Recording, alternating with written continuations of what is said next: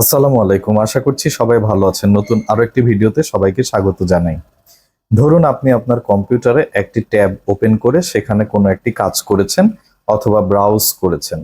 হঠাৎ করে ভুলবশত ট্যাবটি কেটে দিলেন। এখন আবারও সেই ওয়েবসাইটটি আপনার প্রয়োজন, সেই ট্যাবটি আপনার প্রয়োজন। সেই ট্যাবে আবার কিভাবে ফিরে যাবেন?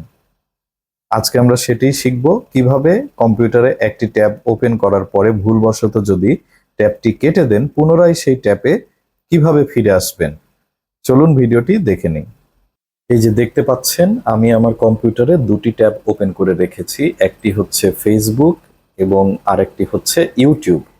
এখন ভুল করে যদি এই ইউটিউবের ট্যাবটি আপনি কেটে দিন, ধরুন আমি ভুল করে মনে করছি যে এই ট্যাবটি আমি কেটে দিয়েছি, এখন শুধু ফেসবুকটাই থাকলো। এখন সেই ট্যাবটি আবার কিভাবে ফিরে পাবো?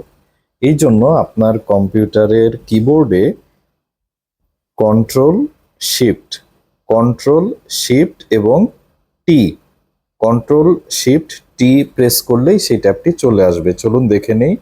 আমি যে কন্ট্রোল শিফট এবং টি একসাথে প্রেস করছি, করার সাথে সাথে আপনারা দেখতে পাবেন ট্যাবটি চলে আসবে। এই যে প্রেস করলাম, এখন কিন্তু সেই ট্যাবটি আবারও চলে আসলো। পূর্বে আমি যেই ট্যাবটি ওপেন করে রেখেছিলাম সেই ট্যাবটি।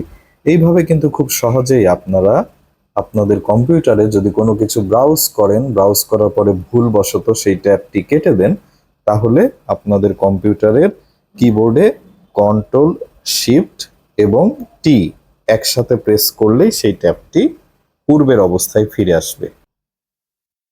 ভিডিওটি ভালো লাগলে শেয়ার করে টাইমলাইনে রেখে দিন। এরকম নতুন নতুন ভিডিও দেখতে চাইলে পেজটি ফলো এবং লাইক করে রাখুন।